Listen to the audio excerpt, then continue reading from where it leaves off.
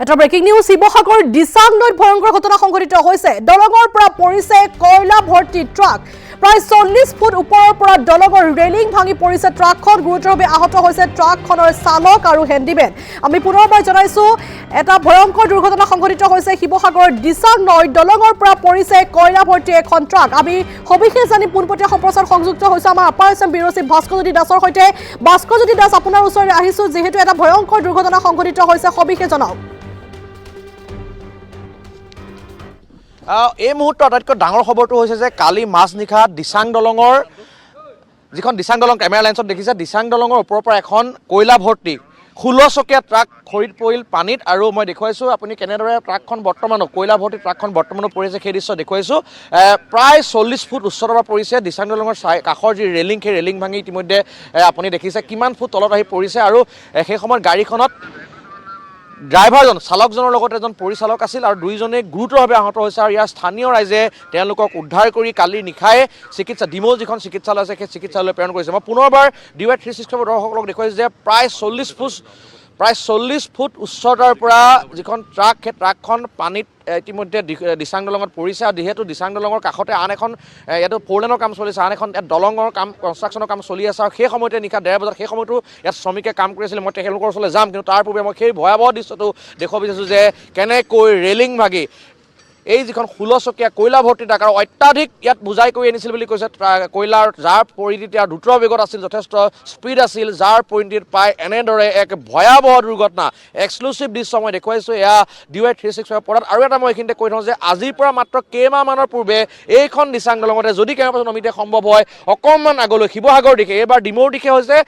আৰু আজিৰ পৰা কেইটামান মাহৰ পূৰ্বে নিশ্চয় আপোনাৰ চাগে মনত আছে শিৱসাগৰ দিশে ৰেলিং ভাঙি পৰিছে তাত এতিয়া বৰ্তমান টেম্পৰী তাত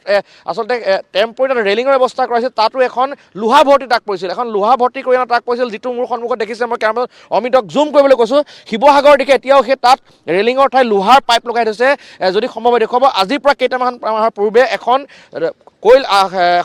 আচলতে লোহা কঢ়িয়াই অনা এখন ট্ৰাক তাত পৰিছিল প্ৰায় কেইবামাহ পানীৰ তলত থকাৰ পিছত আৰক্ষীয়ে বহু চেষ্টা কৰি আজিৰ পৰা কেইটামান দিনৰ পূৰ্বেহে এই দিচাং নদীৰ পানীৰ পৰা উদ্ধাৰ কৰিবলৈ সক্ষম হৈছিল আৰু সেই ঘটনাৰ মাত্ৰ কেইটামান দিনৰ পিছতে কালি আকৌ এনেধৰণৰ অনুৰূপ ধৰণৰ ঘটনা সংঘটিছে এইবাৰ যেনিবা ট্ৰাকত লোহা নহয় কয়লাৰ অত্যাধিক কয়লা আছিল কাৰণ পাছত অমিতৰ ওচৰত কিছু তথ্য আছে মই আপোনাক সুধিম কি তথ্য আছে আপোনাৰ ওচৰত তিনিচুকীয়াৰ পৰা অন্ধ্ৰপ্ৰদেশলৈ গৈ আছিলে গাড়ীখন দুজন আছিলে ড্ৰাইভাৰ হেণ্ডিমেন দুজন চিৰিয়াছলি ইনজিয়ৰ্ড হৈ মেডিকেলত আছে বৰ্তমান শুনিবলৈ পালে তিনিচুকীয়াৰ পৰা অন্ধ্ৰপ্ৰদেশ অভিমুখী আছিল যিখন কয়লা ভৰ্তি ট্ৰাক দুজন তাত হেণ্ডিমেনৰ চালক আছিল ইতিমধ্যে আৰক্ষীৰ ফালৰ পৰা নিশ্চিত কৰিছে আৰু সেই মুহূৰ্তলৈকে দুইজনকে চিকিৎসা প্ৰদান কৰাই আছে অত্যাধিক স্পীড আছিল অত্যাধিক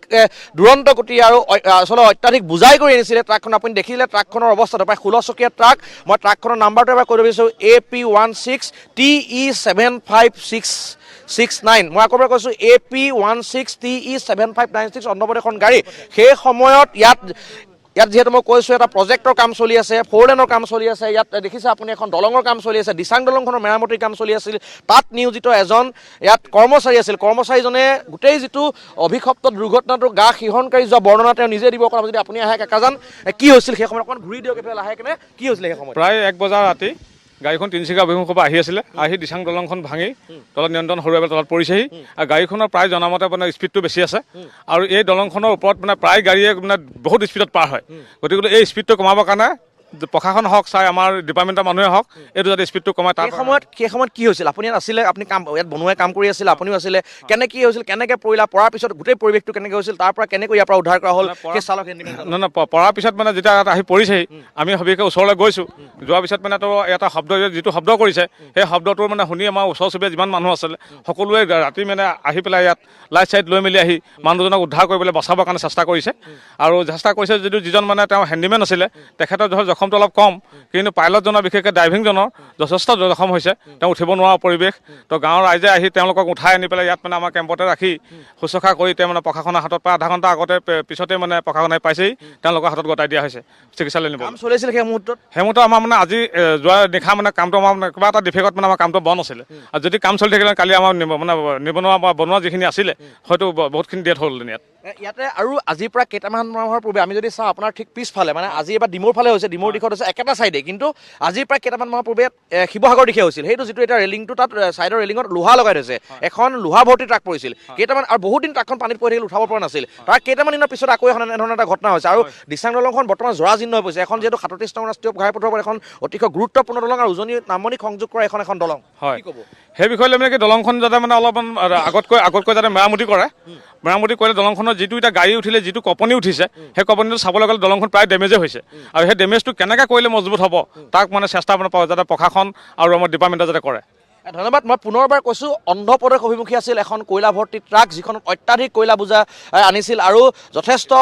আপোনাৰ স্পীডত আছিল, দুৰন্ত গতিত আছিল, যাৰ কাৰণে ভয়াৱহ দুৰ্ঘটনাটো সংঘটিত হৈছে। মই পুনৰবাৰ ওপৰৰ পৰা কেনেদৰে পৰিছিল আচলতে সেই ভয়াৱহ দৃশ্য, কাষৰ যিটো ঢালাই ৰেলিং থাকে সেই ঢালাই ৰেলিং ভাঙি আহি তলত পৰিছিল, প্ৰায় 40 ফুটৰ অধিক হ'ব। আৰু তাৰপিছত কি হৈছিল, কি পৰিৱেশ সৃষ্টি হৈছিল, সেয়া ইতিমধ্যে এজন প্ৰত্যক্ষদৰ্শী। সেই সময়ত ইয়াত প্ৰজেক্ট, যিহেতু মই কৈছোঁ দলং নিৰ্মাণৰ কাম চলি আছে, 4 লেনৰ কাম চলি আছে, 24 ঘণ্টাই কাম চলে, গতিকে ইয়াত ইয়াতে যিহেতু কাষতে কেম্প আছে, সেই বনুৱাসকলৰ কি এক ভয়াৱহ পৰিস্থিতিৰ সৃষ্টি হৈছিল সেয়া নিশ্চিতভাৱে অনুমান কৰিব পাৰিছে। এক ভয়ংকৰ পথ দুৰ্ঘটনা, য'ত নেকি দুজনকৈ ইয়াৰ যিজন চালক আৰু হেণ্ডিমেন যথেষ্ট গুৰুতৰভাৱে আহত হৈছে। বৰ্তমান দুয়োজনে চিকিৎসাধীন। আৰু বৰ্তমান আপুনি ট্ৰাকখনৰ যিটো অৱস্থা আপুনি চাওক, কেনেদৰে আচলতে এটা টোপোলা পৰা দি ট্ৰাকখন পৰি আছে, এখন 16 চকীয়া ট্ৰাক, আৰু সেই ট্ৰাকখন এটা যেন বস্তাৰ টোপোলা ওপৰৰ পৰা থুলুককৈ সৰি পৰিছে তেনেদৰে আচলতে পৰি আছে। মই দেখুৱাইছোঁ, আৰু আপুনি অনুমান কৰক কিমান অত্যাধিক ইয়াত কয়লা বহন কৰি আনিছিল, সেয়া কেমেৰা লেন্সত দেখিলে আপুনি কি অনুমান কৰিব পাৰিব। 16 চকীয়া এখন ট্ৰাক AP16T7596, যিখন অন্ধ্ৰপ্ৰদেশৰ ৰেজিষ্ট্ৰেশ্যনৰ গাড়ী। গতিকে তিনিচুকীয়াৰ পৰা অন্ধ্ৰপ্ৰদেশ অভিমুখী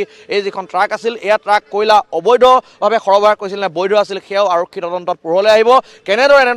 এনে ভয়াৱহ ঘটনা সংঘটিত হ'ল সেয়াও আচলতে পৰৱৰ্তী পৰ্যায়ত পোহৰলৈ আহিব। কিন্তু মই পুনৰ কৈছোঁ, খুব এটা কম দিনৰ ভিতৰতে একেখন দলঙৰ ওপৰৰ পৰা দুখনকৈ এনেদৰে বৃহৎ আকাৰৰ ট্ৰাক পৰাৰ ঘটনা ইতিমধ্যে সংঘটিত হৈছে। এখন ট্ৰাকত, ইয়াৰ পূৰ্বৰ যিখন ট্ৰাক আছিল সেইখনত প্ৰায় কেইবাটনো লোহা আছিল, ৰড আছিল, আৰু তাৰপিছত সেই ট্ৰাকখন বহুদিন ধৰি দিচাঙৰ পানীতে পৰি আছিল। যিহেতু আৰক্ষীৰ ফালৰ পৰা তাত বাৰিষা আছিল, বাৰিষাৰ কাৰণে তাতে ৰিকভাৰী ভান তুলিব পৰা নাছিল। মাত্ৰ কেইটামান দিনৰ পূৰ্বে ইয়াৰ পৰা তুলি নিছে, কিন্তু মাত্ৰ কেইটামান দিনৰ ভিতৰতে আকৌ এখন ট্ৰাক ইতিমধ্যে ইয়াত পৰিছে, যিখন ট্ৰাকত অত্যাধিক কয়লা বোজাই কৰি আনিছিল। তিনিচুকীয়াৰ পৰা অন্ধ্ৰপ্ৰদেশ অভিমুখী আছিল, দুজনকৈ ইয়াত চালক আৰু হেণ্ডিমেন আছিল, দুয়োজনৰ অৱস্থা বৰ্তমান গুৰুতৰ বুলি জানিব পৰা গৈছে। আৰু এই কয়লাখিনি অত্যাধিক কয়লা বোজাই কৰে, যিখিনি কয়লা আছিল সেই কয়লাখিনি বৈধ আছিল নে অবৈধ আছিল সেয়াও কিন্তু এতিয়া সন্দেহৰ আৱৰ্তত বা ইয়াৰ পৰৱৰ্তী অনুসন্ধানত পোহৰলৈ আহিব। আৰু কিহৰ কাৰণে ইমান অত্যাধিক স্পীডত আহিছিলে সেয়াও আচলতে তদন্তৰ আওতালৈ আহিব। বৰ্তমান যিহেতু দুয়োজনৰ অৱস্থা গুৰুতৰভাৱে আহত, দুয়োজনকে চিকিৎসা কৰাই থকা হৈছে। চিকিৎসাৰ পিছত কেনেকৈ ঘটনাটো হ'বলৈ পালে, এয়া কুঁৱলীৰ কাৰণে নে অত্যাধিক স্পীড নে অভাৰলোডিঙৰ কাৰণে ঘটনাটো হ'বলৈ পালে, সেয়া কিন্তু পৰৱৰ্তী অনুসন্ধানত পোহৰলৈ আহিব। কিন্তু এই মুহূৰ্তৰ আটাইতকৈ ডাঙৰ খবৰটো হৈছে যে দিচাং দলঙত পুনৰ এখন কয়লা ভৰ্তি ট্ৰাক প্ৰায় 40 ফুট ওপৰৰ পৰা পানীত পৰিছিল। আৰু পানীত পৰি বৰ্তমান দেখিছে আপুনি, মই পুনৰ কৈছোঁ, এখন